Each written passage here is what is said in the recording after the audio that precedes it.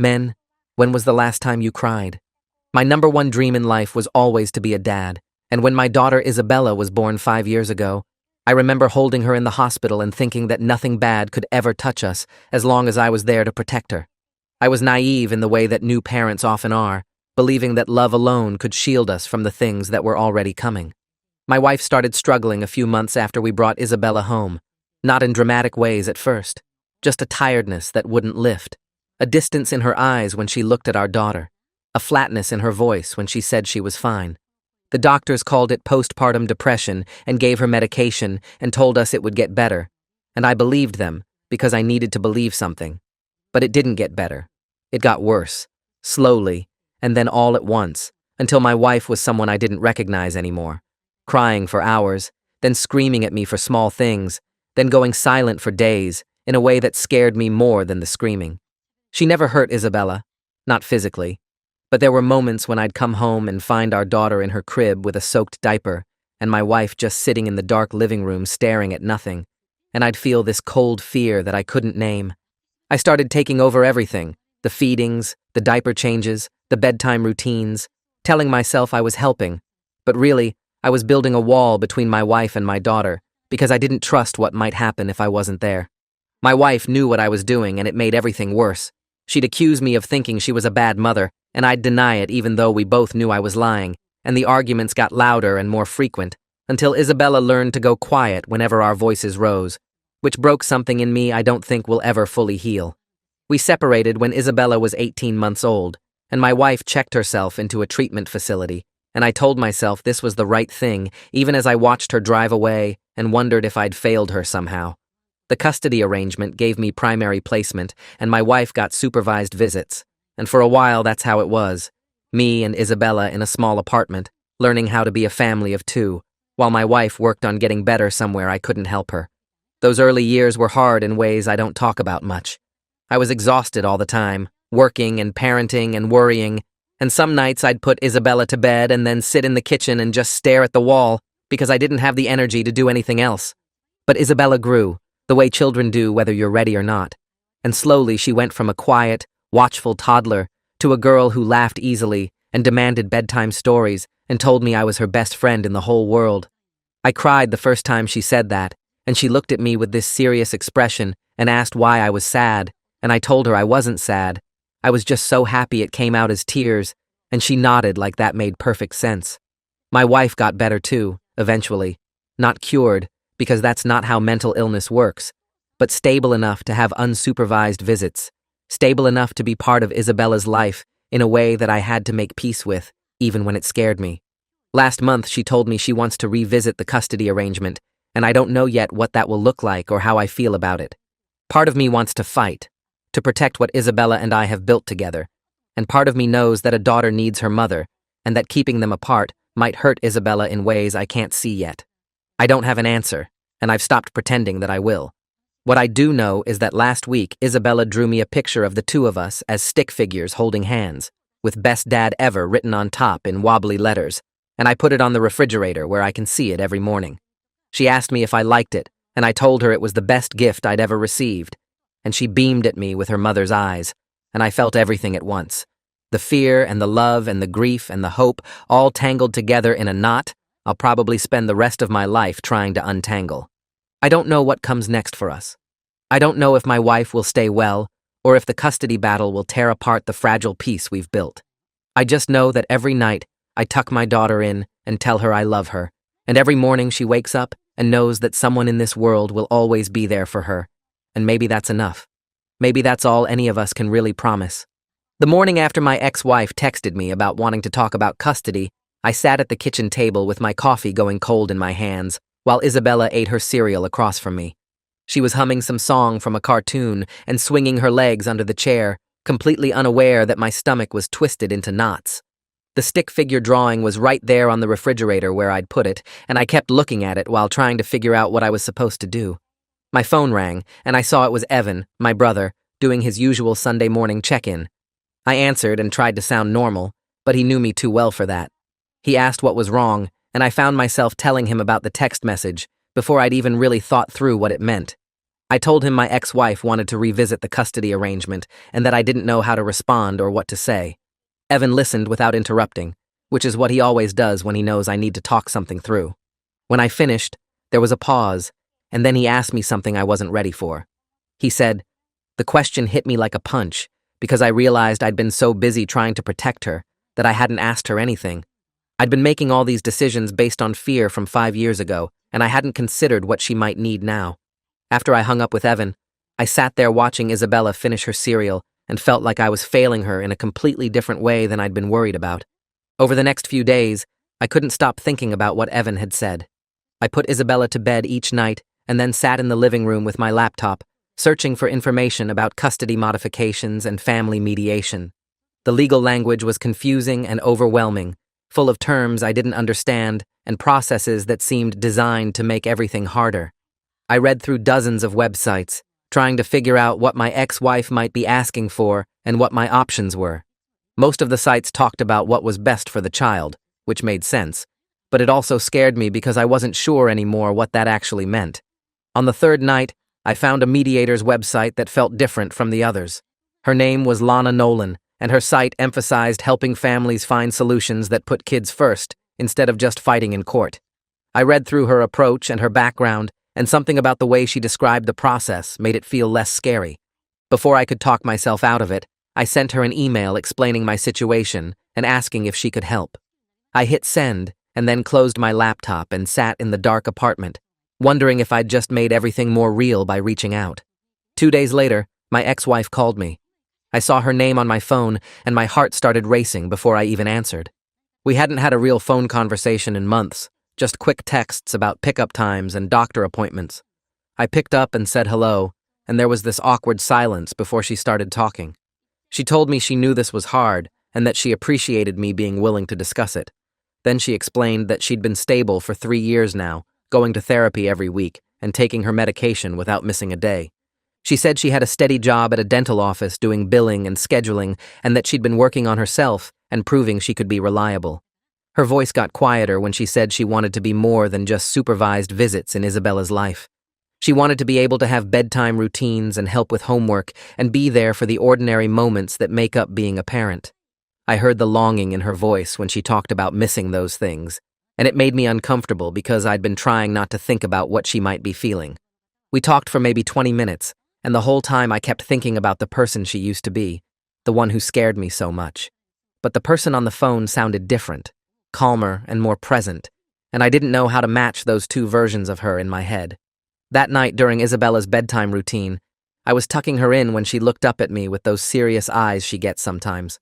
She asked me why mommy only visits sometimes and not all the time like other kids' mommies do. I felt my chest tighten because I'd been avoiding this conversation for years. I told her it was complicated, which is what I always say, but she kept looking at me and said she wished it wasn't so complicated. She said she loved spending time with mommy and wanted to have sleepovers at her house like she does at mine. Something cracked open in my chest when she said that, this feeling that I'd been holding on to control so tightly that I hadn't seen what Isabella actually needed. I kissed her forehead and told her we were working on making things better, and she smiled and hugged her stuffed elephant and closed her eyes. I sat on the edge of her bed for a while after she fell asleep, just watching her breathe and trying to figure out how to be brave enough to let go a little. Lana called me back 3 days after I sent the email. Her voice was calm and professional in a way that somehow made me feel less panicked. We scheduled a time to meet at her office for an initial meeting, and she explained what mediation would involve. She said, custody modifications happen when circumstances change in significant ways, and that courts care about what's best for children, not about parents' fears or old hurts. That sentence stuck with me because it was both comforting and scary at the same time. It meant there were rules and processes, but it also meant my feelings about what happened 5 years ago might not matter as much as I thought they should. Lana asked me some basic questions about the current arrangement and what my ex-wife was requesting, and I told her I wasn't entirely sure yet. She said that was okay, and that part of mediation was helping us figure out what we each wanted and needed. When I hung up, I felt this strange mix of relief and terror, like I'd taken a step towards something I couldn't take back. The next week, I had my regular therapy appointment with Petra. I'd been seeing her for about 2 years, mostly to deal with stress from work and some anxiety stuff. I walked into her office planning to talk about a difficult project at my job, but as soon as I sat down, I found myself talking about the custody request instead. Petra listened and then asked me to get specific about what I was actually afraid of. Not the general fear of losing Isabella or something bad happening, but the real scenarios that kept me up at night. I started listing things and realized as I talked that most of my fears were about situations from 5 years ago. I was afraid of coming home and finding Isabella neglected, but that hadn't happened in years. I was afraid of my ex-wife disappearing into depression again, but she'd been stable for a long time now. Petra pointed out that I was making decisions based on a past that didn't exist anymore, and that maybe I needed to look at who my ex-wife was now instead of who she used to be. That session left me feeling raw and exposed, like I'd been forced to admit things I'd been hiding from myself. The first mediation session was scheduled for a Thursday afternoon. I took time off work and drove to Lana's office, which was in a professional building downtown. The waiting room had beige walls and uncomfortable chairs, and I sat there feeling like I was waiting for medical test results that would determine my entire future. My ex-wife arrived a few minutes after me, and I could see her hands shaking as she signed in at the front desk. We nodded at each other but didn't really talk.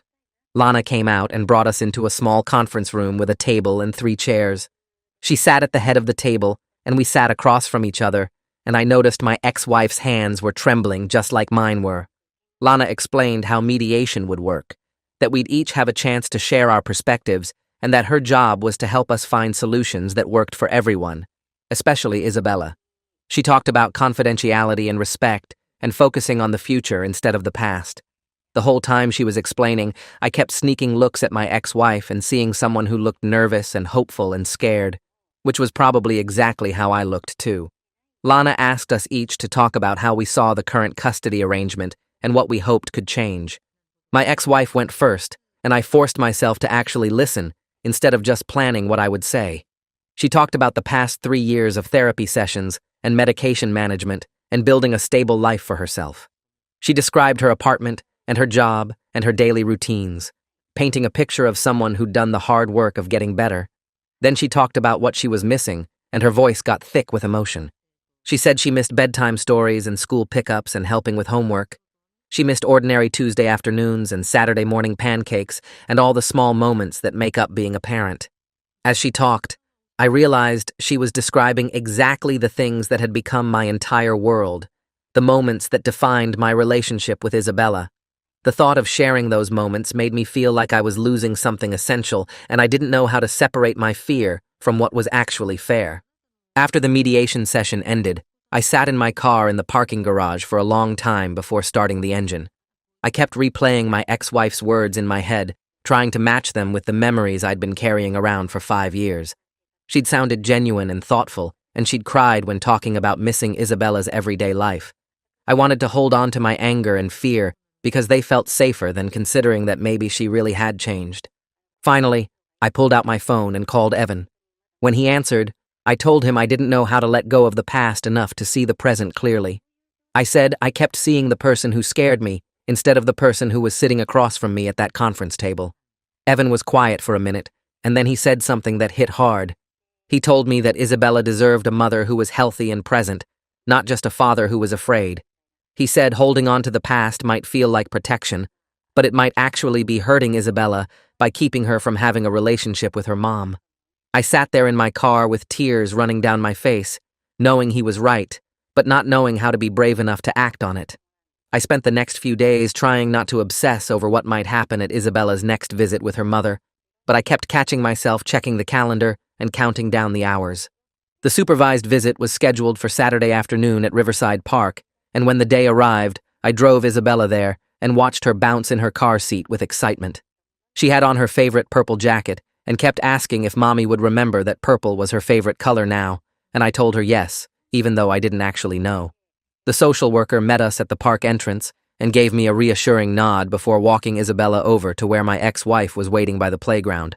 I stayed back near the parking lot like I was supposed to, close enough to see them, but far enough away that I wasn't hovering, and I watched my ex-wife kneel down to hug Isabella and saw the way Isabella's whole face lit up. They walked together to the swing set, and my ex-wife helped Isabella climb onto one of the swings, and then she started pushing her gently while Isabella kicked her legs and laughed. The sound of that laugh carried across the playground and hit me somewhere in my chest. This pure, happy sound that I heard every day at home, but somehow felt different watching it happen with her mother. They played on the swings for a while and then moved to the slide. And I could see my ex-wife talking to Isabella the whole time, really engaged and present in a way that made me remember how she used to be before everything went wrong. After about 40 minutes, the social worker walked over to where I was standing and commented that their relationship had really grown over the past year. She told me Isabella seemed completely comfortable and secure with her mother, and that the bond between them was clearly strong. I nodded and said something about that being good, but what I was really thinking was that I'd been so focused on protecting Isabella from potential harm that I hadn't noticed how much she genuinely enjoyed these visits. I'd been treating them like something to endure rather than something that brought her joy, and watching her now, I felt guilty for not seeing it sooner. Requested Reds is on Spotify now. Check out link in the description or comments. My next therapy session with Petra was on Tuesday evening after I dropped Isabella at my brother's house for a few hours. I walked into her office feeling tired and confused, and when she asked how I was doing, I found myself telling her about the park visit and how happy Isabella had looked. Petra listened without interrupting, and then asked me to think about what exactly I was protecting Isabella from these days. She wanted me to explore whether I was protecting her from actual harm or protecting myself from the fear of being hurt again, and the question made me uncomfortable because I didn't want to admit what the answer might be. We talked for a while about how Isabella had become not just my daughter, but my entire identity over the past 5 years, and how the thought of sharing custody felt like losing myself rather than just losing time with her. Petra pointed out that I'd built my whole life around being Isabella's primary parent, and that changing that arrangement meant redefining who I was as a person. She asked me what would be left of me if I wasn't the dad who did everything, and I didn't have a good answer. The session lasted an hour, and when it was over, I sat in my car outside her office building and stared at the steering wheel. Everything she'd said made sense, but accepting it felt like admitting I'd been selfish, like all my protective instincts had really just been about my own needs instead of Isabella's safety.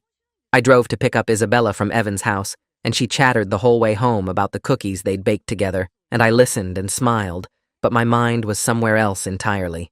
Lana called me the following week to schedule individual sessions with each of us, so we could discuss what custody changes we were actually looking for. I went to her office on a Thursday afternoon and sat in the same conference room where we'd had our joint mediation session. Lana explained that she wanted to understand each of our perspectives separately before we tried to negotiate together, and she asked me directly what kind of arrangement I thought would work best for Isabella. I started to say that the current setup was fine, but then I stopped myself and admitted I didn't actually know anymore. Lana nodded like she'd expected that answer and told me she'd met with my ex-wife the day before.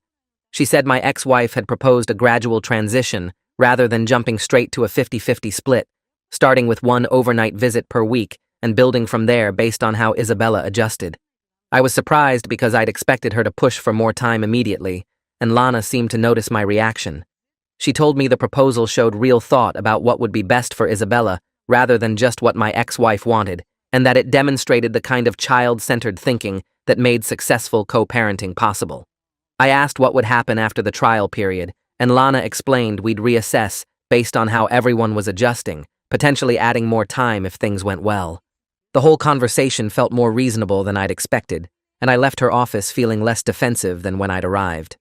That weekend, I decided I needed to actually talk to Isabella about all of this, instead of just making decisions for her. We were sitting at the kitchen table after dinner, and she was coloring a picture of a rainbow while I cleaned up the dishes. I sat down across from her and asked how she felt about spending more time with her mother, trying to keep my voice calm and neutral, even though my heart was racing. Isabella stopped coloring and looked up at me with those serious eyes that made her seem older than 5. She was quiet for a long moment, and I could see her thinking about how to answer. Finally, she said she loved Mommy and wished she could have sleepovers there like she did with me, the words coming out careful and measured. Then she asked if that would make me sad, and I felt something break open inside my chest. I realized in that moment that she'd been protecting my feelings the same way I'd been protecting her, both of us trying to shield each other from hurt. I told her it wouldn't make me sad and that I wanted her to spend time with her mother, but I could see in her face that she didn't quite believe me. We talked for a few more minutes, and she went back to coloring her rainbow, but the conversation stayed with me for days afterward. A week later, my ex-wife sent me a large envelope through Lana's office containing documentation of her stability for the mediation process. I opened it at my kitchen table after Isabella went to bed and spread out the papers in front of me.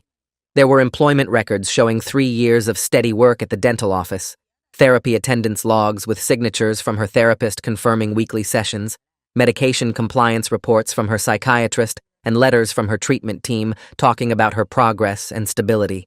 I read through everything slowly, forcing myself to actually look at the evidence instead of just dismissing it. The paperwork showed consistent effort and real progress over years, not just a few months of good behavior. There were performance reviews from her job that described her as reliable and professional, notes from her therapist about the coping skills she'd developed, records of every single appointment she'd kept. Looking at all of it together, I was confronted with proof that she'd done the hard work of getting better and staying better, and I'd been trying not to see it, because seeing it meant acknowledging something difficult. It meant admitting that my reasons for wanting to keep the current custody arrangement were becoming more about my own fear than about Isabella's actual safety. The documentation sat on my table for 3 days before I finally put it back in the envelope, and even then, I couldn't stop thinking about what it meant. Evan came over for dinner the next Friday and brought pizza because he knew I'd been stressed and probably wasn't cooking much.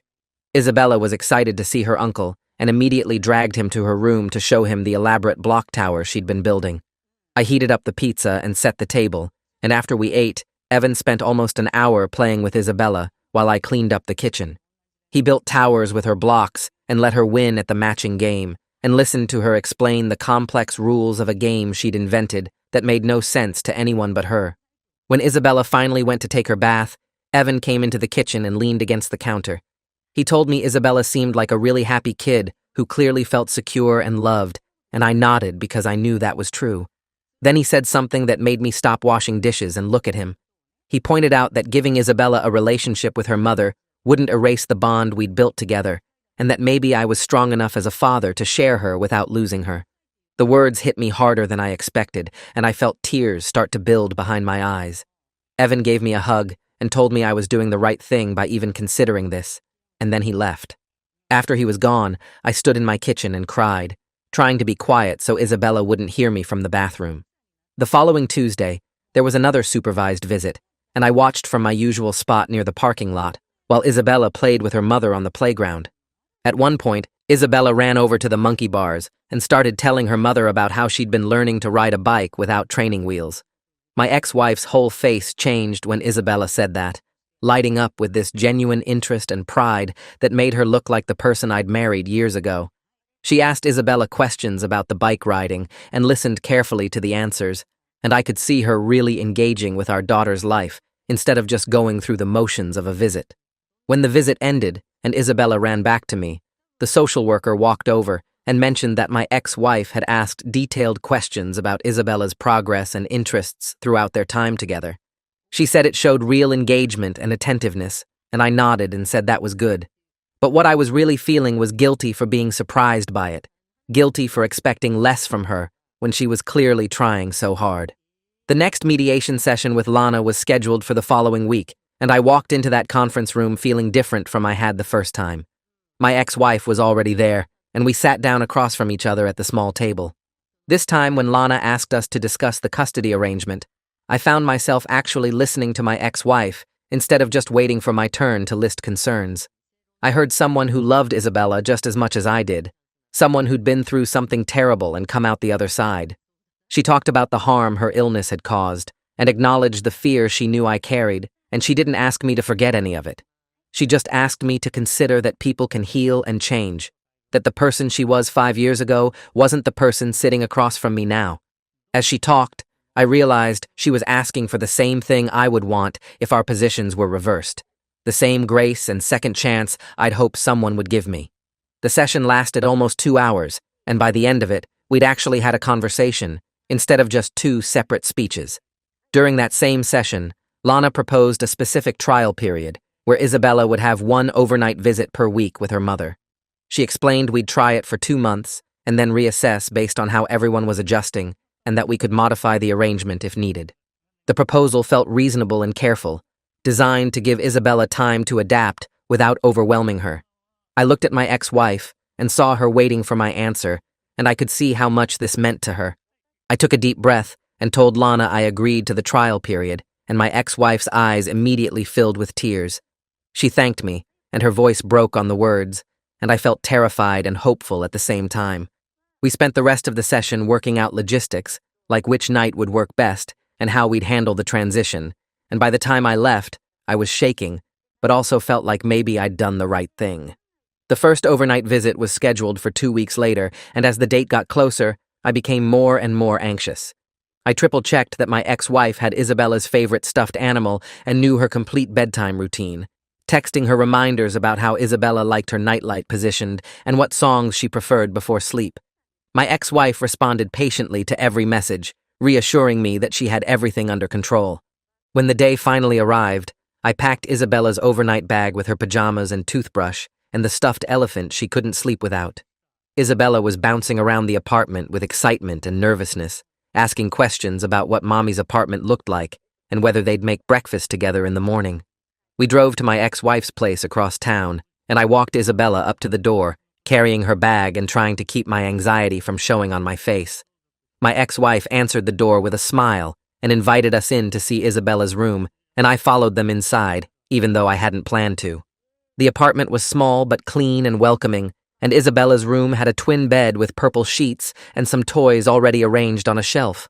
Isabella hugged me tight before I left and asked if I'd be okay without her, and I promised her I would be, even though I wasn't sure that was true. I drove back to my apartment and sat on the couch in the dark living room with my phone in my hand. The screen stayed blank for the first hour, and I kept checking to make sure the volume was turned up all the way. Isabella had never spent a night away from me before, and the apartment felt too quiet in a way that made my chest tight. I got up and checked her room twice, even though I knew she wasn't there, looking at her empty bed with the purple comforter and the stuffed animals lined up against the pillow.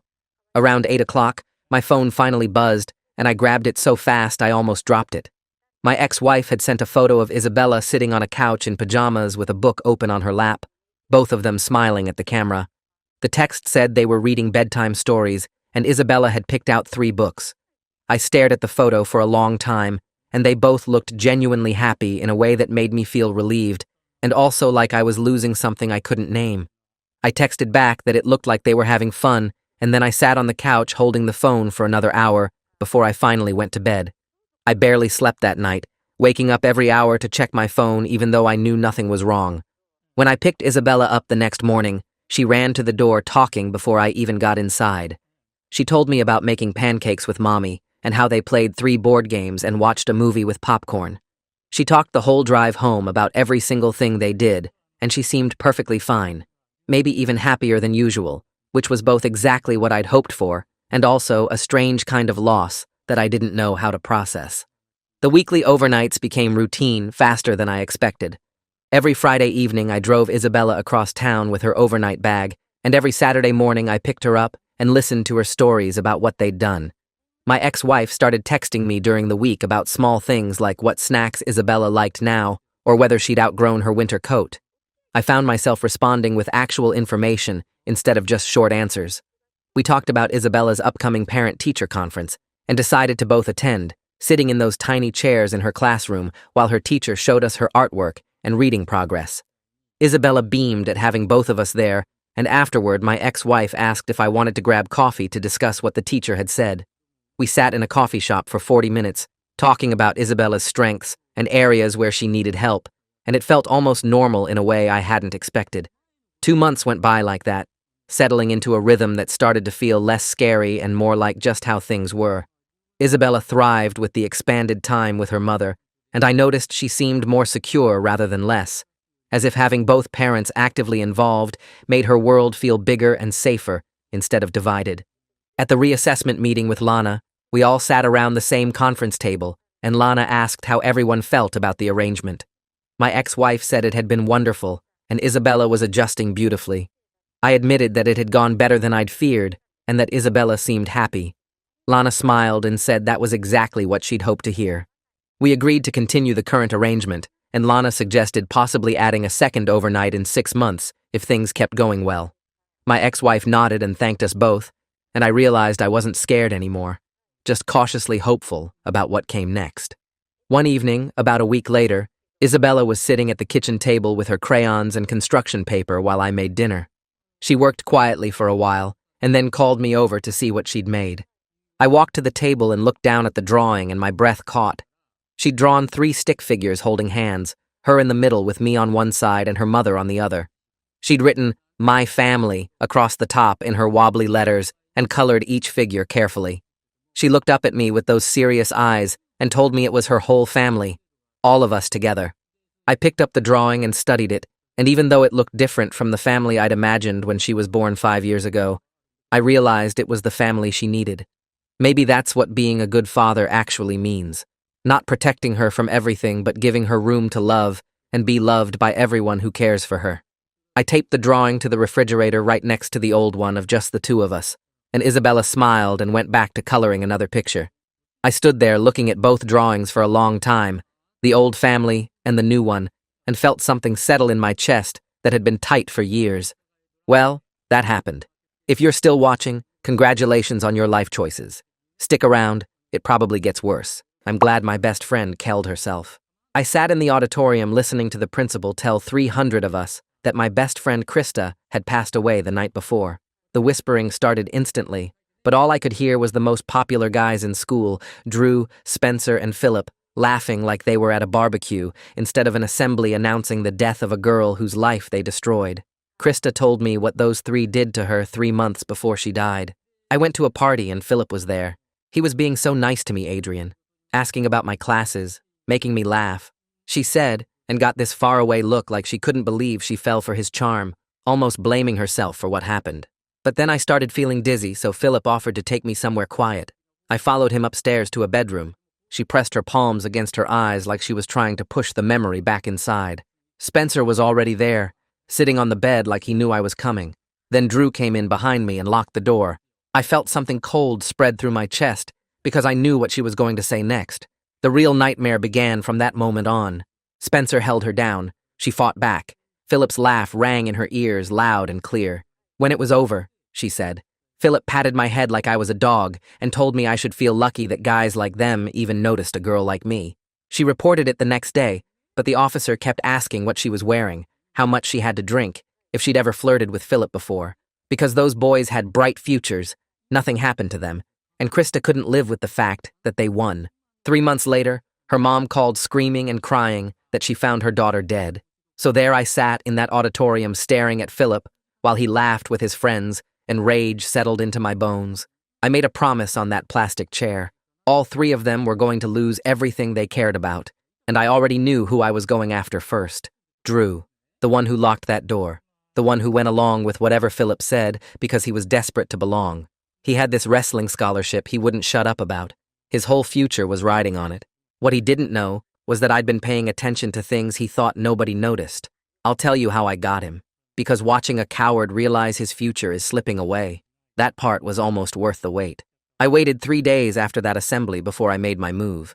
I had pictures of Drew in the locker room holding a vial and syringe that definitely weren't prescribed by any doctor. Pictures of him in the bathroom stall with his shorts pulled down, needle buried in his thigh. Even had pictures of him stuffing the vials and syringes into a false bottom he'd built into his gym bag. He was taking steroids, the kind that got athletes banned for life and scholarships revoked on the spot. I confronted him outside the gym after practice.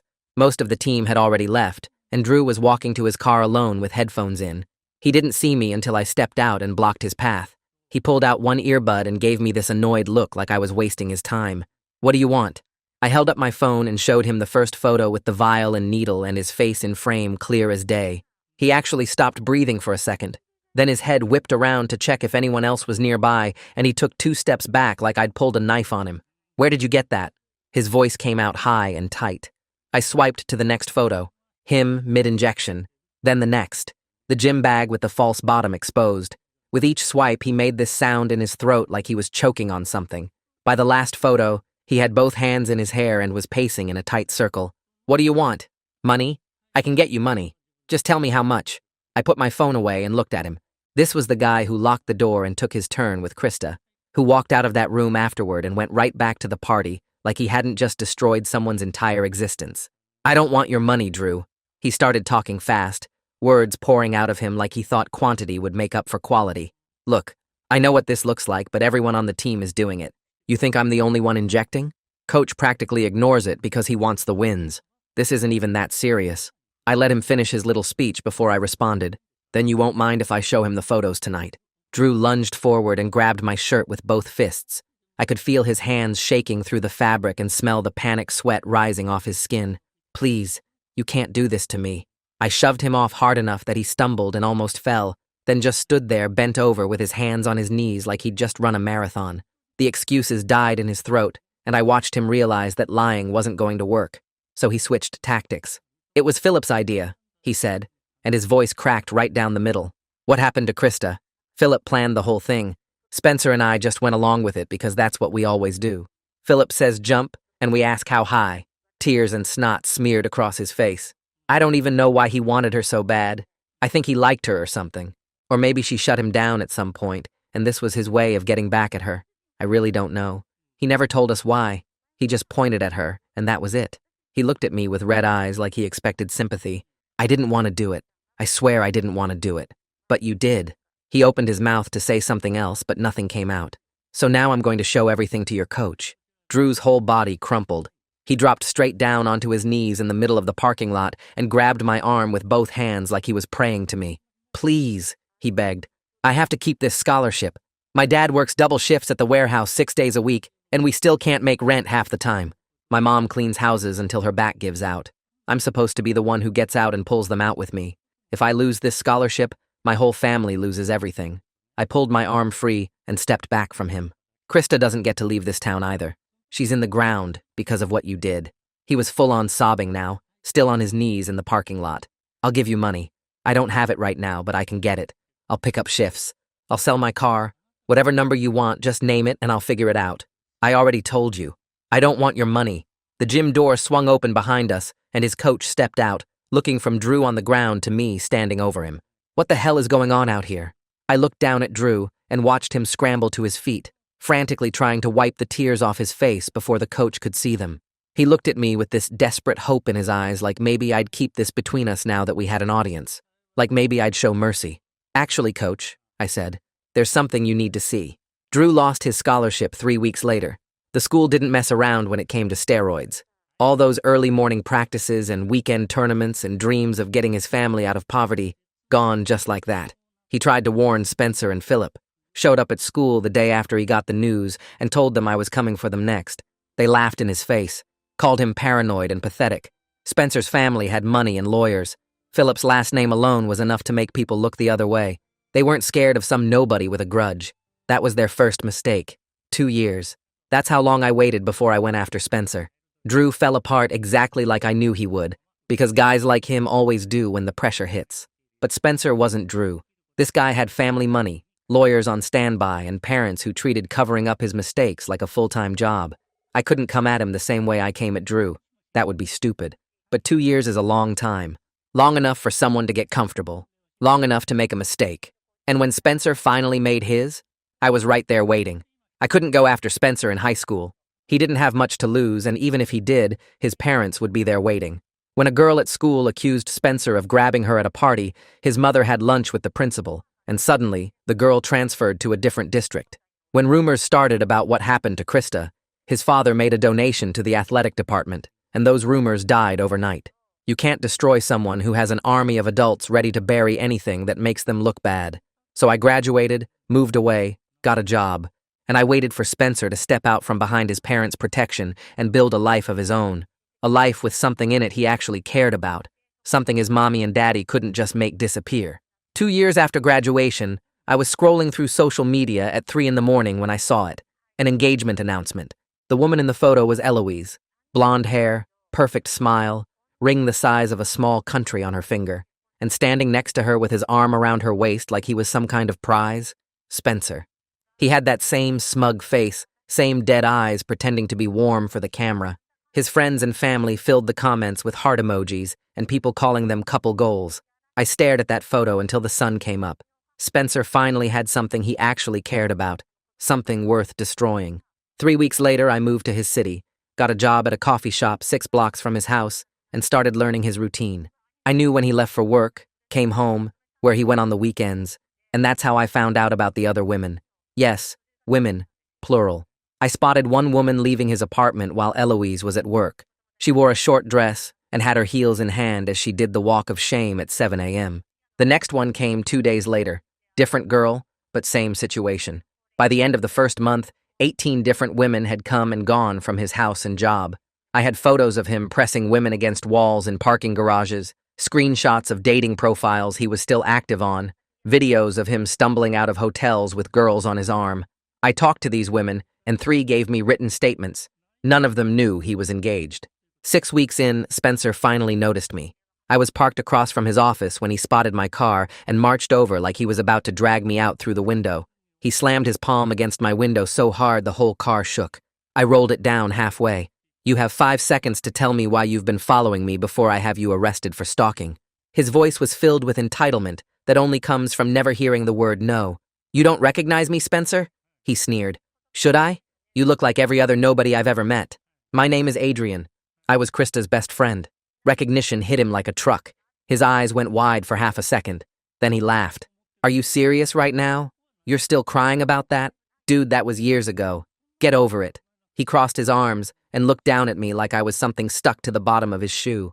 "I don't know what you think you're doing here, but let me make something very clear. I am not Drew. You can't scare me with whatever little scheme you've cooked up. My family has more lawyers than you have brain cells. One phone call, and I'll have a restraining order that follows you for the rest of your pathetic existence." This guy loved the sound of his own voice, but I knew he would shut up the second he saw what I had in store. I pulled out my phone and held it up to show a photo of him leaving a hotel with a redhead. His face went white. "What is that?" It wasn't a question, more like a threat. I swiped to a video of him making out with someone in an elevator. With each swipe, Spencer's expression cracked a little more. By the time I got to the written statements, his whole body was shaking. "You think this scares me?" His voice came out thin. "Eloise knows who I am. She knows I would never do anything to hurt her. She trusts me completely. Does she know about the girl who left your apartment at 7 in the morning? That was my cousin visiting from out of town." "Your cousin? Right. What about Friday's visitor? Or the 18 other women I've seen? Are they all cousins too? Must be a big family." Spencer lunged forward and grabbed my shirt through the window. I could smell the expensive cologne mixed with the sour stench of fear. "Listen to me, you little nobody. I don't care what you think you have. None of it matters. None of it will ever matter. Do you know why?" He yanked me closer. "Because people like me always win. Always. My father plays golf with judges. My mother has lunch with the mayor's wife every week. I could run someone over in broad daylight and walk away without a scratch. So whatever pathetic revenge fantasy you've been nursing for 2 years, let it go. You can't touch me. You never could." I peeled his fingers off my shirt one by one. "I don't have to prove what you did to Krista. I just have to prove you're a cheater, and I have more than enough for that. You wouldn't dare. Watch me." I rolled up my window and drove away while he stood frozen on the sidewalk. What he didn't know was that I knew his engagement party was on Saturday.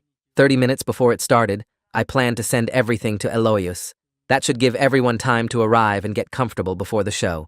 So Saturday night rolled around, and I parked across from the venue watching guests arrive in their expensive clothes. Spencer's whole family was there.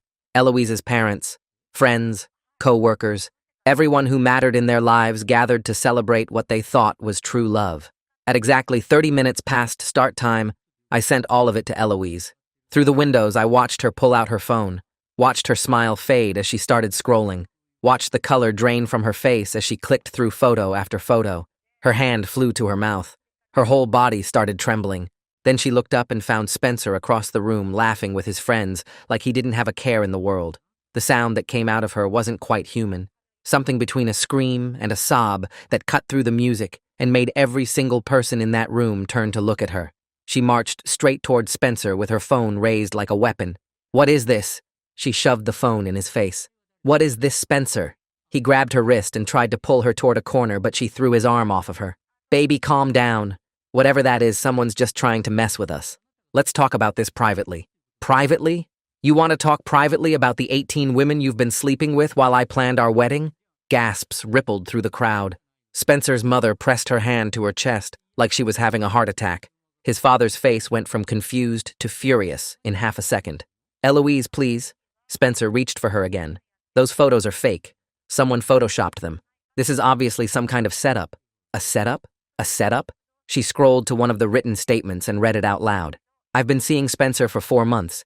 He told me he was single and looking for something serious. I had no idea he was engaged until someone showed me the announcement. Her voice cracked on the last word.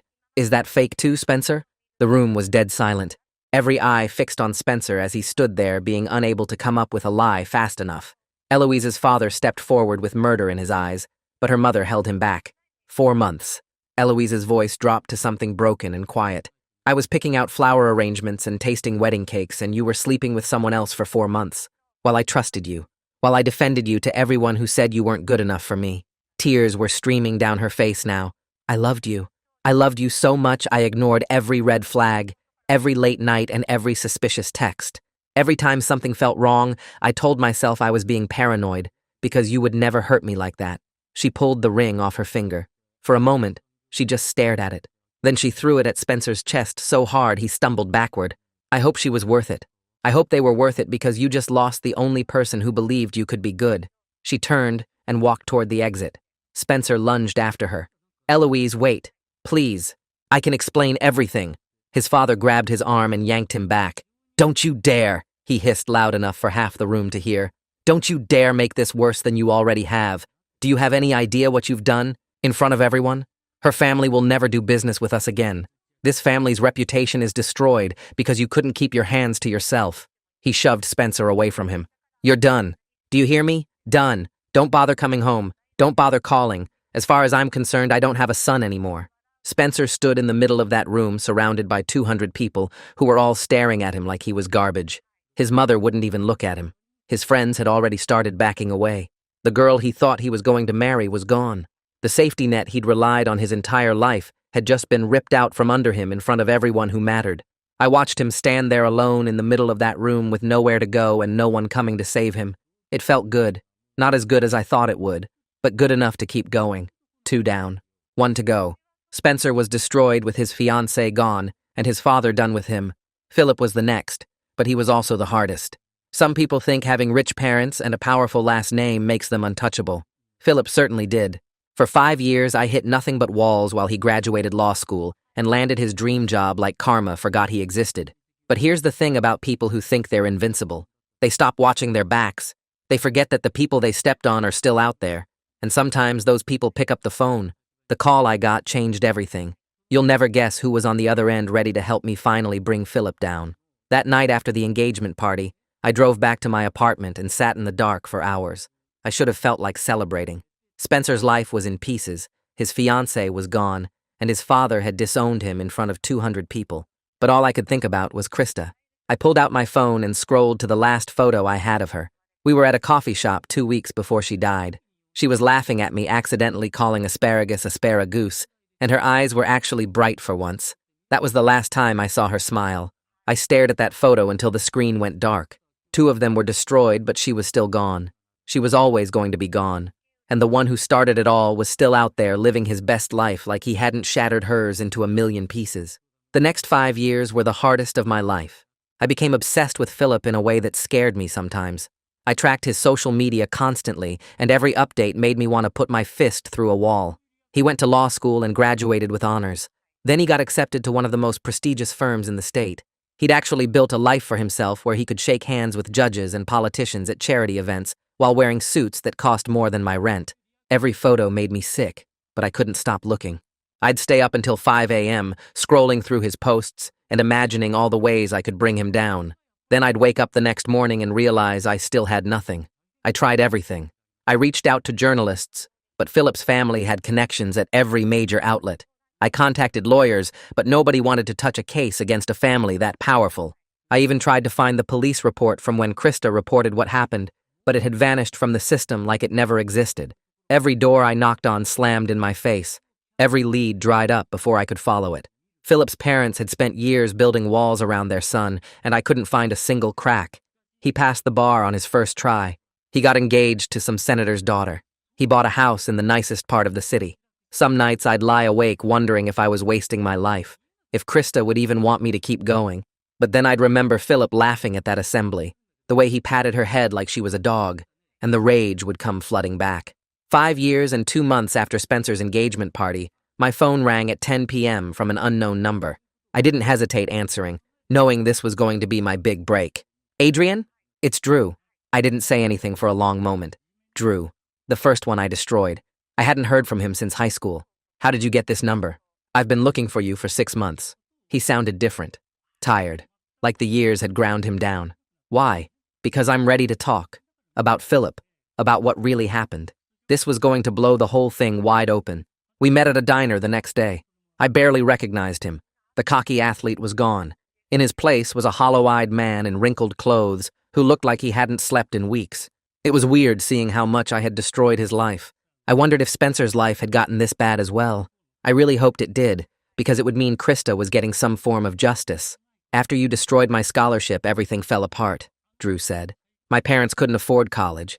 They didn't hide how disappointed they were in me. With college off the table, I got into construction and worked there until I blew my back out.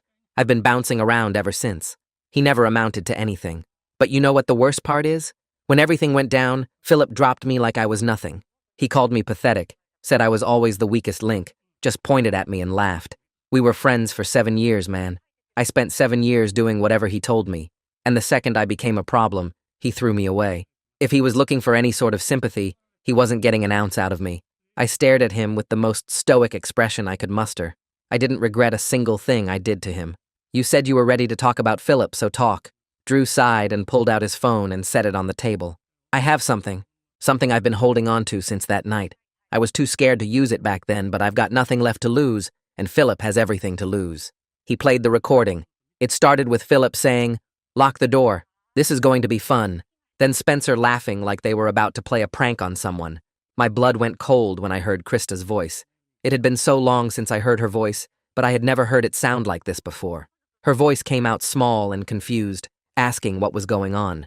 She asked Drew why he locked the door and why they were looking at her like that. Like she was their prey and they were hungry, rabid animals. She backed up as they approached her, and she bumped into furniture trying to get away from them. "Relax," Philip said, and I could hear the smile in his voice. "You should be flattered. Guys like us don't usually notice girls like you." Spencer made a joke about how other girls would kill to be in her position. Drew laughed in the background, and then Krista started begging. Please stop. Please don't do this." Her voice cracked on every word. She kept saying she wanted to go home. She kept asking them to just let her leave. I felt gross watching this happen. Part of me wanted to stop and forget this happened, but the other part of me wanted to use this as motivation to destroy Philip even more. Ruin his life, like he had ruined hers. Shh, Philip whispered, like he was soothing a scared animal. "Don't ruin this." "Stop being so dramatic," Spencer said, and actually sounded annoyed. They were laughing the entire time, genuinely laughing like this was the funniest thing that had ever happened to them. Like her fear was entertainment and her tears were part of the game. Philip kept making comments about how pretty she looked when she cried, how he wished she'd fight back a little more because it was more exciting that way. And through all of it, I could hear Krista slowly breaking. Her begging turned to crying. Her crying turned to this horrible silence where she just stopped fighting altogether. "There we go," Philip said softly. "That's better. Good girl." At the end, his voice came through clear as day. "Clean her up and get her out of here." Spencer responded with, "Did you see her face? She looked like a broken toy." And they all laughed again. The recording ended and I couldn't move. I couldn't breathe. I just sat there staring at Drew's phone while something inside me shattered into pieces I knew I'd never put back together. My best friend. The girl who trusted me with everything. She died with those voices in her head. She died believing she was nothing because 3 monsters told her she was, while they laughed about it. I didn't even notice when Drew had switched to the Messages app and showed me texts in their group chat the day after Krista reported them to the police. Philip said, "She actually thought someone would believe her." Spencer replied, "She was a good fuck. She should be happy." Drew texted, "What if the police investigate?" Philip said, "They won't. My dad plays golf with the police chief. Who do you think they're going to believe?"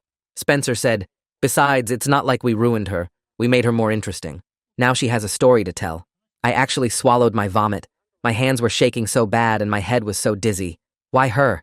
I just didn't get it. My voice came out broken. What did she do to him? Why did he want to hurt her so bad?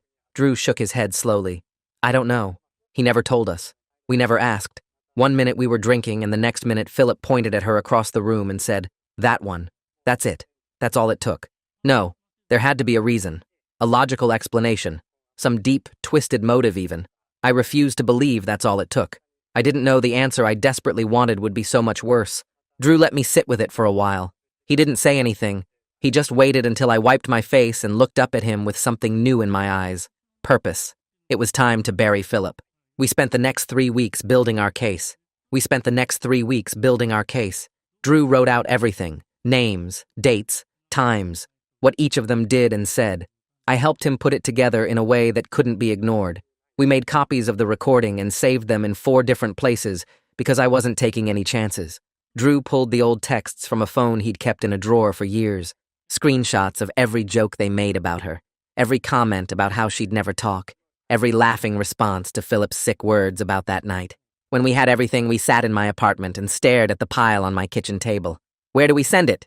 Drew asked. I'd already made the list. Philip's law school, the bosses at his fancy new firm, the state bar association that decides who gets to be a lawyer. Everyone standing between Philip and the future he thought he deserved. We sent everything by mail, and then we waited. The law school responded first. They opened an investigation into whether Philip broke their rules. 2 days later, the firm called him in for a meeting and took back their job offer until they knew more. The bar association sent a letter telling Philip he had to come in and explain himself before they'd let him practice law. One by one, the doors he'd spent years opening started closing in his face. The walls were finally coming down. Philip didn't take long to figure out who was behind it. I knew he'd come for me eventually. Guys like him always need to have the last word, always need to remind you they're above you in every way that matters. But he didn't understand that this wasn't high school anymore. This wasn't small-town cops who played golf with his daddy. The bar association doesn't care how much money your family has when there's a recording of you laughing while a girl begs you to stop. Philip thought he was coming to threaten me into silence. He had no idea he was walking into the moment I'd been waiting 7 years for. But what he told me about why he chose Krista, it was worse than anything I could have imagined. I spent the next 3 days waiting for the other shoe to drop. Philip wasn't the type to go quietly. Drew had warned me that Philip would come for me the second he figured out who was behind the complaints. "He's not like Spencer," Drew said before we parted ways at the diner. Spencer was all bark. Philip actually bites. I believed him. I'd seen what Philip was capable of when he thought no one was watching. Now I was about to see what he was capable of when he had nothing left to lose. I was sitting in my apartment on day 3 when I heard footsteps in the hallway. They were heavy and purposeful. It almost felt like death had come to collect my soul. But I knew it was Philip before the knock even came. And Philip was nowhere near as scary as death. He was just an entitled, spoiled brat who never deserved anything he had.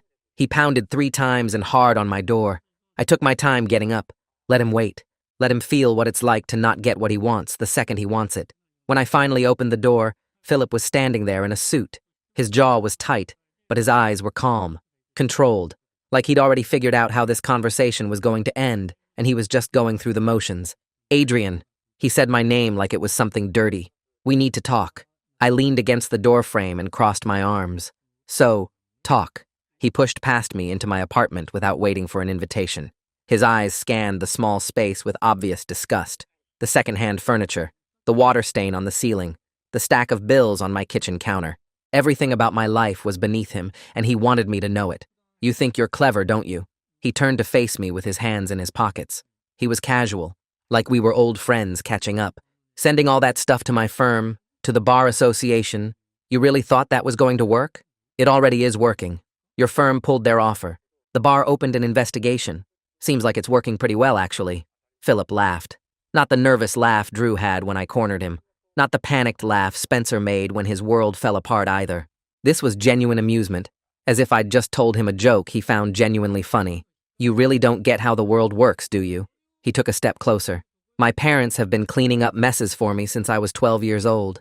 This is just another mess. A bigger one, sure, but still just a mess. They've already got lawyers working on it, character witnesses lined up, a whole strategy to make this go away." He smiled that same smile I remembered from high school, the one he wore at the assembly where they announced my best friend's death.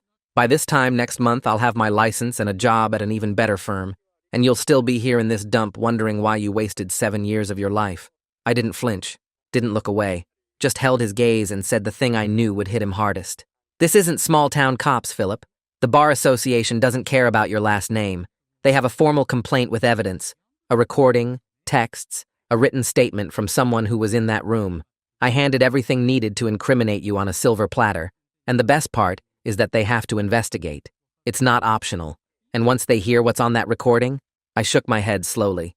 There's no amount of money that makes that go away. Something flickered behind his eyes, the first crack in that perfect confidence. He covered it quickly, but I saw it. I saw him realize for the first time that maybe this wasn't going to be as easy as he thought. That recording doesn't prove anything, he said, but his voice was tighter now. It's just audio. Could be anyone. Could be edited. My lawyers will tear it apart. Your lawyers can try, but the bar doesn't need proof beyond a reasonable doubt. They just need to believe you're not morally fit to practice law. And I think a recording of you telling a crying girl to be quiet while you assault her is going to make that pretty clear. Philip's jaw twitched. His hands came out of his pockets and curled into fists at his sides. For a second, I thought he might actually hit me. Part of me wanted him to. I wanted him to give me a reason to fight back after 7 years of swallowing my rage. But he didn't.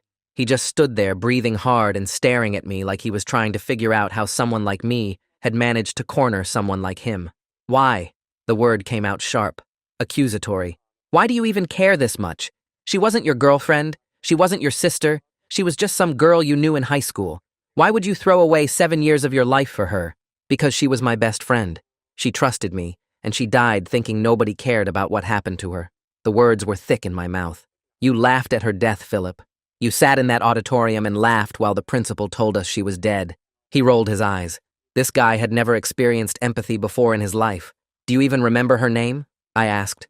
Who cares? They're all the same. Her name was Krista. Whatever. The casualness of it made my blood boil. 7 years and he couldn't even remember her name. Couldn't even pretend to care about the life he destroyed. Why her? The question I'd been carrying for 7 years finally came out. Out of everyone at that party, why did you pick Krista? What did she ever do to you? Philip stared at me for a long moment. Then his face did something I didn't expect. It softened. Not into guilt or shame, but into something worse. Amusement. His eyes actually lit up. The corners of his mouth curled into this slow smile that made my skin crawl. He was enjoying this. He was enjoying watching me need to know. My pain was entertaining to him even now. You really want to know? I've wanted to know for 7 years. He tilted his head to the side and smiled. A real smile. The kind that reaches your eyes. And then he said the words, because the sun was out. I blinked. What? The sun was out. He shrugged like he was explaining why he ordered a particular drink at a bar. That's it. That's the whole story. My whole body went cold. That's not a reason. Sure it is. The sun was out. That's a reason. You destroyed her life because of the sun? I didn't destroy anything. She did that to herself.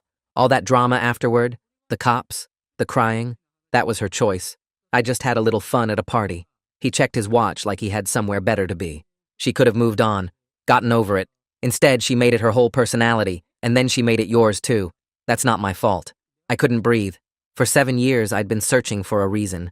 Some twisted logic that would explain why Philip chose Krista. Maybe she rejected him once. Maybe she embarrassed him somehow. Maybe there was something between them I didn't know about. I needed there to be a reason, because if there was a reason, then maybe she could have avoided it. Maybe if she'd done something different that night, she'd still be alive. But there was no reason. Philip didn't pick Krista because of who she was. He picked her because the sun was out. There was nothing she could have done differently. Nothing that would have saved her. She was just unlucky. That's all. Just unlucky. You're a monster, I said, and my voice came out hollow. I'm a realist. The world is full of people who take what they want and people who let them. Your friend was the second kind. That's not my problem. He headed for the door, but stopped with his hand on the knob. Drop this, Adrian. Walk away while you still can. My parents are going to make this disappear, and when they do, I'm going to remember who tried to ruin my life. You don't want to be on my list. He left without waiting for a response. The door clicked shut behind him, and I stood alone in my apartment trying to process what he'd just told me. Because the sun was out. That was it. That was the reason my best friend was dead. 3 weeks later, I got the call. The Bar Association denied Philip's license. They said he didn't meet the moral character requirements to practice law. The firm made it official the same day. No job, no license, no future in law. Philip's parents tried everything. More lawyers, more favors, more threats. But the recording was too clear, and the evidence was too strong. For once in his life, Philip couldn't make this disappear. The texts started that same night. You ruined my life. I know where you live. This isn't over. You're going to regret this. Then the calls. 3 in the morning, 4 in the morning. Heavy breathing. Long silences. Sometimes he'd talk. Tell me all the things he was going to do to me. How his family still had connections. how I'd never be safe, how he was going to make me pay for what I took from him. I didn't respond to any of it. I just screenshotted everything and saved the voicemails. More evidence if I ever needed it. But I wasn't stupid. I knew what Philip was capable of when he felt cornered. Drew warned me that Philip actually bites, and I believed him. So 3 days after the bar made their decision, I packed everything I owned into my car and left town. I didn't tell anyone where I was going. Just drove until the city was a dot in my rearview mirror and kept driving until I hit a place where nobody knew my name or my face or what I'd spent the last 7 years doing. My 4-year-old nephew slapped me across the face and said, "Mommy says you deserve it because you're a brokey." My mom revealed my darkest secret to make everyone laugh. I revealed hers to make everyone leave. My mom, Gina, always thought she was the funniest person in every room. She'd been doing stand-up comedy at open mics for years, never getting past 5-minute sets at dive bars, but she called herself a professional comedian. Her whole personality was making people laugh, even if it meant throwing anyone under the bus for a punchline. Growing up, every embarrassing thing I did became material for her act. When I wet the bed at 7, she told it at my birthday party like it was hilarious. When I got my first period and bled through my pants at school, she made it her closing bit for months. But the worst thing she ever did happened at my engagement party. I'd been with my fiancé Luke for 4 years, and we finally decided to get married. The engagement party was at Luke's parents' country club with all his family, his dad's business partners, and everyone important in his life. Gina showed up already drunk, wearing this sequined dress like she was accepting an award. She kept interrupting conversations to tell jokes that weren't landing. People smiled politely but were obviously uncomfortable. Halfway through dinner, Gina clinked her glass for a speech nobody asked her to give.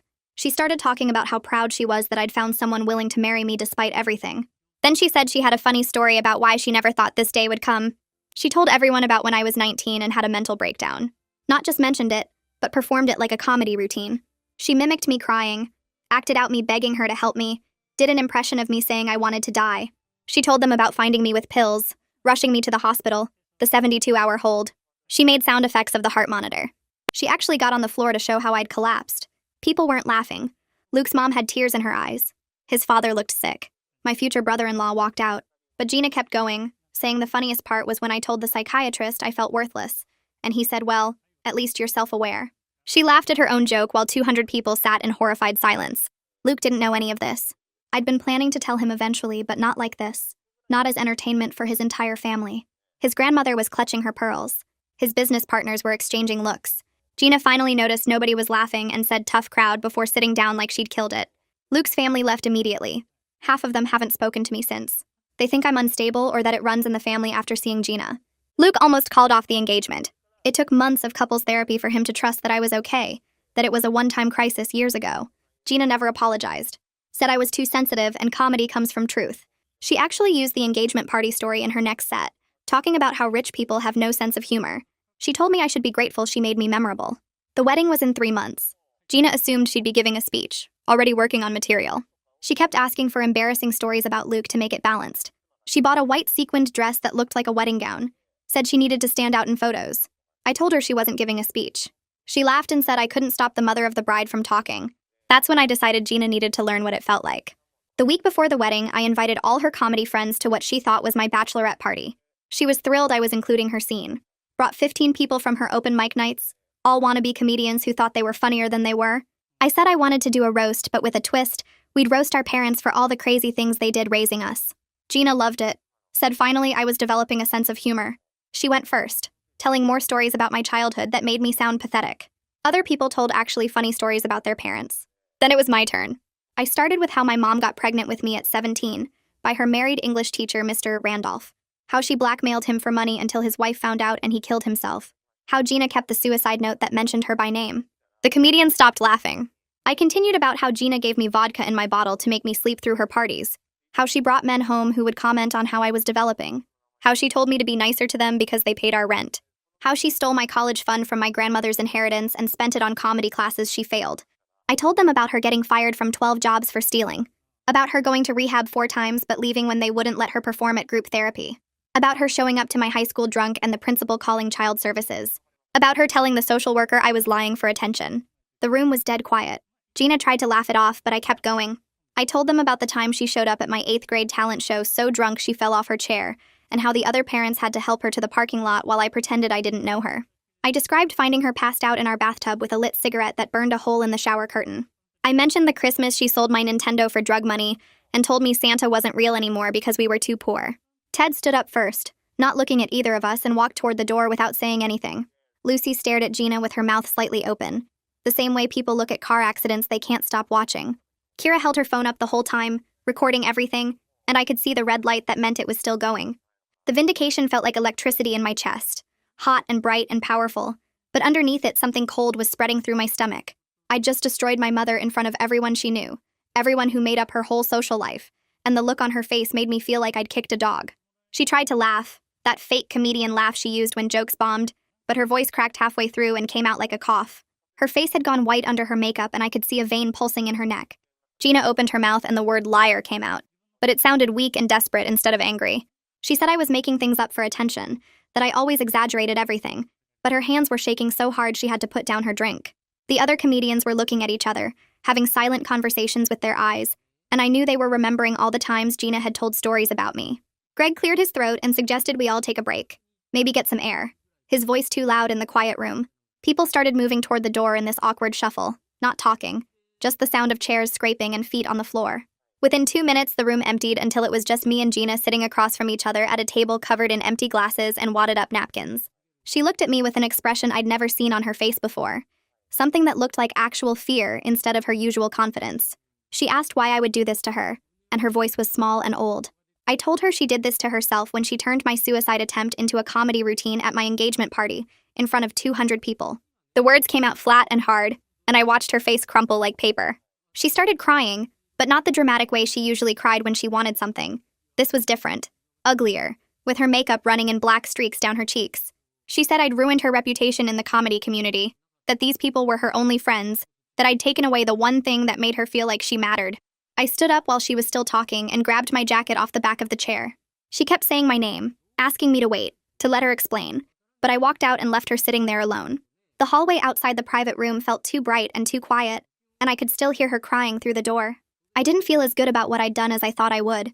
I just felt tired and mean, and like I'd swallowed something sharp. Luke called me 3 times that night, but I let it go to voicemail because I didn't know how to explain what I'd just done. I sat on my couch staring at my phone lighting up with his name, feeling my stomach twist tighter each time. When I finally listened to the messages the next morning, his voice sounded worried and confused, asking if I was okay and saying Gina had called him crying about me attacking her in public. The third message said his mom was asking questions and he didn't know what to tell her. I felt rage flood back into my chest because of course Gina had already called him. Of course she was spinning this to make herself the victim, just like she always did with everything. She'd probably told him I was cruel and unstable, that I'd humiliated her for no reason, that she was just trying to be a good mother. I threw my phone across the room and it hit the wall hard enough to leave a mark in the paint. I met Luke for coffee the next afternoon at the place near his office, arriving early and ordering something I didn't drink. He came in looking tired, with dark circles under his eyes like he hadn't slept much. We sat down at a corner table and I told him everything that happened at the fake bachelorette party before Gina could twist it any further. I described inviting her comedy friends, setting up the roast, waiting for my turn, and then laying out every horrible thing she'd ever done. Luke listened without interrupting, his coffee getting cold in front of him, his face getting more serious with each detail. When I finished, he was quiet for a long time, just looking at me with an expression I couldn't read. Then he asked if I felt better now that I'd heard her back, and the question hit me like a slap. I opened my mouth to say yes, but nothing came out because the truth was I didn't feel better at all. I felt sick, and angry and scared that I was turning into her, that I was becoming someone who hurts people and calls it justice. Luke said his parents were asking if we should postpone the wedding because they were worried about what kind of family drama would happen at the ceremony. Panic rose in my chest so fast it made my hands shake, because I'd spent months planning this wedding, picking out flowers and trying different cakes and arguing with the venue about table arrangements. I didn't want Gina to ruin this too, to take away another important day by making it all about her dysfunction. He told me his mother specifically said she couldn't handle another public spectacle like the engagement party, that she was still getting questions from relatives about what they'd witnessed. His dad thought maybe we should wait until things settled down, until my family situation was more stable. The word stable made me want to scream because my family had never been stable, would never be stable, and if we waited for that, we'd never get married at all. Gina showed up at my apartment 2 days later without calling first, and when I looked through the peephole, I almost didn't open the door. She looked genuinely broken in a way I'd never seen, her hair unwashed and pulled back, wearing sweatpants and an old t-shirt instead of her usual attention-grabbing outfits. I opened the door and she walked in without asking, sitting down on my couch like her legs couldn't hold her up anymore. She told me that 2 comedy clubs had uninvited her from their open mics after word spread about what I'd revealed. The Laugh Factory told her they were going in a different direction, and the comedy store said they were full for the next 6 months. I felt a flicker of guilt before I remembered her on the floor at my engagement party, acting out me collapsing, making sound effects of the heart monitor while Luke's grandmother clutched her pearls, and his business partners exchanged horrified looks. She admitted that the story about Mr. Randolph was true, that she'd gotten pregnant by her married English teacher when she was 17, and blackmailed him for money until his wife found the letters. She said she'd carried guilt about his death for 27 years, that she still had nightmares about his wife calling her a murderer at the funeral. She was 17 and stupid and didn't understand that blackmail could make someone desperate enough to kill themselves. She told me his suicide note mentioned her by name, said she'd ruined his life and his marriage, and she'd kept it hidden in a box under her bed all these years. I sat there shocked because Gina never admitted to anything, never took responsibility, never showed real remorse that wasn't just manipulation to get what she wanted. I didn't know if this was real honesty or just another performance, another way to make herself the victim of her own choices. Luke's parents invited both of us to dinner at their house to clear the air before the wedding, and I knew this was some kind of test. Gina promised she'd behave and apologize properly, that she understood how serious this was, but I didn't trust her to get through one meal without making everything about her somehow. Luke told me this dinner was important to his family, that his mother was really struggling with whether she could support our marriage given everything that had happened. I agreed to go because I didn't have a choice, but I spent the whole drive over feeling like I was going to throw up. Gina met me there, arriving in her beat-up car and wearing a plain black dress that looked like she was going to a funeral. We walked up to the house together without talking, and I could feel her shaking next to me. The dinner started awkward and got worse from there, with Luke's mother being coldly polite in that way rich people are when they hate you but have manners. His father barely spoke, just passed dishes and cut his food with precise movements that felt angry. Gina launched into an apology that started okay, but somehow turned into excuses about her difficult childhood and struggling as a single mother and never having any support. Luke's mother let her talk for maybe 2 minutes before cutting her off mid-sentence, saying that many people have hard lives without exploiting their children's trauma for attention and entertainment. The words hung in the air like smoke, and Gina's face went red and then white. Luke's father set down his fork and said he wanted to know if Gina planned to use his son's wedding as material too, if she'd already started working on jokes about their family. Requested Reds is on Spotify now. Check out link in the description or comments. The question was so direct and brutal that even I felt defensive of Gina for a second, before remembering that he was right to ask. Gina's mouth opened and closed, but nothing came out at first, and I watched her chest rise and fall in quick, shallow movements, like she couldn't get enough air. She grabbed the edge of the table with both hands, her knuckles turning white, and when she finally spoke, her voice came out small and broken in a way I'd never heard before. She said yes, she'd been a terrible mother, that she knew it even when she was doing it, but she couldn't stop herself because making people laugh was the only time she felt like she mattered at all. Luke's father leaned back in his chair and asked if she planned to use his son's wedding as material too, if she was already writing jokes about this dinner in her head right now. The question sat there in the middle of the table like a knife, and everyone looked at Gina waiting for her answer. She shook her head and tears started running down her face, actual real tears without the dramatic sobbing she usually did for effect. She promised she wouldn't give a speech at the wedding or make any jokes about our family, that she understood she'd already done enough damage. Luke's mother set down her wine glass with a sharp click and said that wasn't enough, that Gina needed to understand she was on thin ice with their entire family, and one more incident would mean she'd never be welcome around them again. I felt something weird twist in my chest, almost like I wanted to defend Gina even though she deserved everything they were saying to her. The words came out before I could stop them, that she was still my mother and she'd be at the wedding, and everyone turned to look at me with surprise on their faces, including Luke. His mother's eyebrows went up and his father frowned, and I could tell they thought I was making a mistake, but I couldn't take the words back now. Luke drove me home after dinner without saying much, just the sound of the car engine and the radio playing something low that I couldn't focus on. We pulled into my apartment parking lot and he turned off the car but didn't move to get out, just sat there staring at the steering wheel. He asked me if I actually wanted Gina at the wedding or if I was just doing this because I felt like I had to. I opened my mouth to answer but realized I didn't know what to say because I'd spent so long being angry at her that I hadn't thought about what I actually wanted. He turned to look at me and said it was okay to uninvite her if that's what I needed to feel safe on our wedding day, that his family would understand and support whatever choice I made. I told him I needed time to think about it, and he nodded, kissed me on the forehead, and said he'd call me tomorrow. I went inside and lay on my couch staring at the ceiling for hours, playing the dinner over and over in my head and trying to figure out what I felt underneath all the anger. 2 days passed where I barely left my apartment, just ordered food and sat with my phone in my hand staring at Gina's contact information. I thought about all the times she'd humiliated me, all the boundaries she'd crossed, all the ways she'd used my pain for her own benefit, but I also thought about what would happen at the wedding if she wasn't there, how everyone would ask where she was and why, how the whole day would become about her absence instead of about me and Luke starting our life together. I picked up my phone and called her before I could change my mind. She answered on the first ring like she'd been waiting, and I told her she could come to the wedding, but there would be strict boundaries. No speech, no jokes about me or our family, and if she drank too much, my cousin would escort her out without discussion. She agreed immediately without arguing or making excuses, and the fact that she didn't fight me on it actually worried me more than if she had. The wedding planner called me 3 days later while I was at work, and I could hear panic in her voice before she even explained why she was calling. She said Gina had contacted her directly asking about microphone access during the reception, wanting to know the technical setup and when would be the best time to use it. I felt rage flood through my body, so fast it made my hands shake, because Gina had literally promised me 2 days ago that she wouldn't give a speech. I left work early and drove straight to Gina's apartment, not even calling first because I knew if I gave her warning, she'd prepare some excuse. She opened the door in sweatpants with her hair a mess, and I pushed past her into the living room. When I confronted her about calling the wedding planner, she put her hands up and said she just wanted to sing a song for us, that it wasn't a speech, it was a musical tribute. I told her I knew she was lying and that she was planning some kind of performance that would make everything about her again. I stood in her messy living room with comedy notebooks scattered everywhere and told her that if she did anything at the wedding that drew attention to herself, I would never speak to her again. She started crying and saying I was being cruel, that she just wanted to celebrate her only daughter's wedding and I was treating her like a criminal. I didn't move or soften my voice, just stood there and told her that her celebrating had always meant humiliating me, and I wouldn't allow it this time. She sank down onto her couch and buried her face in her hands, and for a second I almost felt bad before remembering the engagement party and how she'd acted out my suicide attempt for laughs. I left without saying goodbye and drove to Luke's apartment to tell him what happened. Luke listened to everything and then suggested we hire security for the wedding specifically to manage Gina, and even though it sounded ridiculous, I knew it was necessary.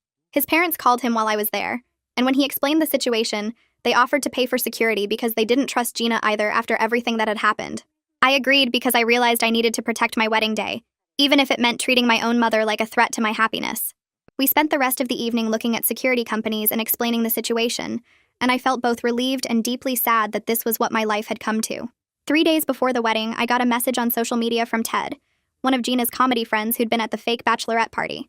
He said he wanted to talk to me about something important, and could we meet for coffee? I almost ignored it, but something in the message made me curious, so I agreed to meet him at a place near my apartment. He showed up looking uncomfortable and guilty, stirring his coffee for a full minute before finally telling me that Gina had been calling all her comedy friends trying to get them to come to the wedding and support her. He said it seemed like she was planning something and he thought I should know, that he felt bad for not speaking up about her behavior before. I thanked him and left the coffee shop feeling my stomach drop, because I knew Gina was going to try something no matter how many boundaries I set. I drove straight to Gina's apartment again and didn't even wait for her to invite me in before I started confronting her about inviting her comedy friends to my wedding. She broke down completely this time. Not the fake crying she usually did, but real ugly sobbing that made her whole body shake. She admitted she couldn't handle being alone at an event where everyone judged her, that she knew she'd ruined our relationship, but she was still my mother, and she was terrified of being completely cut off from my life. I stood there watching her fall apart and felt uncomfortable because it was easier to hate her when she was just being awful, but this vulnerability made everything more complicated. She said she didn't know how to be at my wedding without her friends there as a buffer, that she was scared of facing Luke's family alone after everything she'd done. Luke and I had an emergency session with our therapist the next day, and I admitted I was scared of becoming like Gina, someone who hurts people and then justifies it. The therapist helped me see that recognizing this fear meant I was different from Gina, because Gina never questioned whether her actions were wrong or thought about how they affected other people. Luke reached over and took my hand, told me he loved me and trusted me, but he needed to know I wouldn't use his vulnerabilities against him the way Gina had used mine. I promised him I wouldn't, and meant it, but I also knew I'd already crossed a line by exposing Gina's secrets at the fake bachelorette party, and I had to figure out how to be better than that. We left the session with a plan for the wedding and boundaries for Gina, but I still felt uneasy about everything that could go wrong. I spent the night before the wedding sitting at my kitchen table with a blank piece of paper in front of me. Luke was at his parents' house for some pre-wedding tradition his family did, so I had the apartment to myself. I picked up the pen and put it down 3 times before I finally started writing. The letter came out messy and honest in a way I couldn't manage face-to-face with Gina. I told her she could come to the wedding and bring one person from her comedy friends, someone who would help keep her grounded instead of encouraging her to perform. I wrote that our relationship was broken and I didn't know if it could be fixed, but I was willing to try if she could respect real boundaries this time. I explained that I needed space to build my marriage without constantly worrying about being turned into material for her next set. The last paragraph was the hardest because I had to admit that some part of me still wanted a mother, even if Gina could never be the kind I needed. I sealed the envelope and left it on the counter, planning to drop it at her apartment in the morning. I barely slept that night, kept seeing her face at the fake bachelorette party when I exposed all her secrets. I wondered if I'd gone too far, or if she'd finally understand what it felt like to be humiliated in front of people you cared about. The morning of the wedding, I was standing in my bathroom trying to fix my makeup when someone knocked on my apartment door.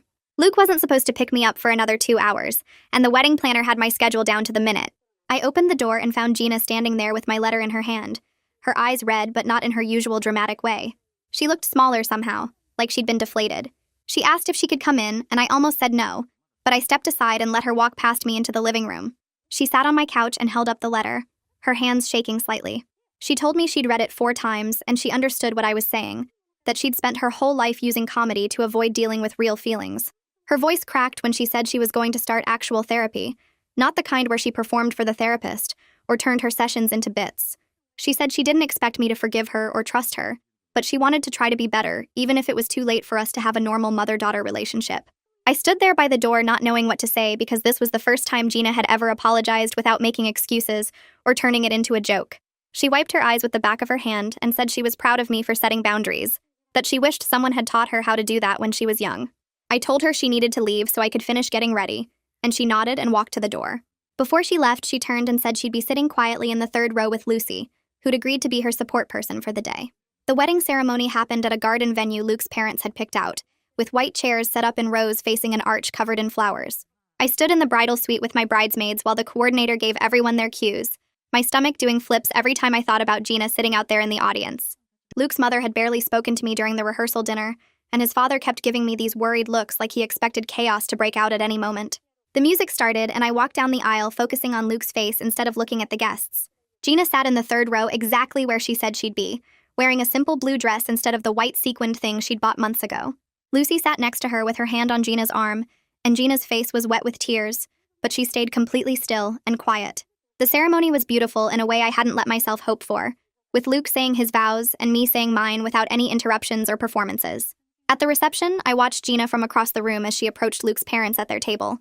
I couldn't hear what she was saying, but I saw her talking without any of her usual animated gestures or attempts at humor. Luke's mother's face stayed cold and tight, but she nodded when Gina finished and said something brief in response. Luke's father shook Gina's hand in a formal way that made it clear they weren't suddenly friends, but at least they were being civil. I felt something loosen in my chest. Not forgiveness exactly, but maybe the beginning of being able to breathe without constantly waiting for the next disaster. 6 weeks after the wedding, Gina and I started meeting for coffee every Thursday morning at a place halfway between our apartments. The first few meetings were awkward and stilted, with both of us being too careful about what we said. I'd made a list of topics that were off limits, things she couldn't ask about or turn into comedy material, and she actually followed the rules without complaining. She told me about her therapy sessions in a real way, not performing or exaggerating for effect, just talking about what she was learning about herself. She admitted her therapist had pointed out that she'd used comedy as a weapon to keep people at a distance, that if she made them laugh or shocked them first, she didn't have to risk real connection. I listened and didn't offer forgiveness or reassurance, just let her talk and process without making it about me. She asked about the wedding, and I told her the parts that felt safe to share, and she didn't interrupt or make jokes. Our relationship would never be normal or easy. The damage was too deep and went back too far. But I was learning that protecting myself didn't mean I had to completely destroy her, that I could have boundaries without needing revenge. Luke and I were building our life together in our new apartment, making plans for the future without the constant fear hanging over everything. I still flinched sometimes when my phone rang and I saw Gina's name, still worried she'd slip back into her old patterns. But for now, having coffee once a week with clear rules felt manageable, and that was enough. I was finally free from waking up every day wondering when I'd become her next punchline, and that freedom was worth more than any apology she could give me. All right, that's the story. I'm really glad you stuck around because this stuff feels better when it's shared. Hope you leave this one feeling a little lighter.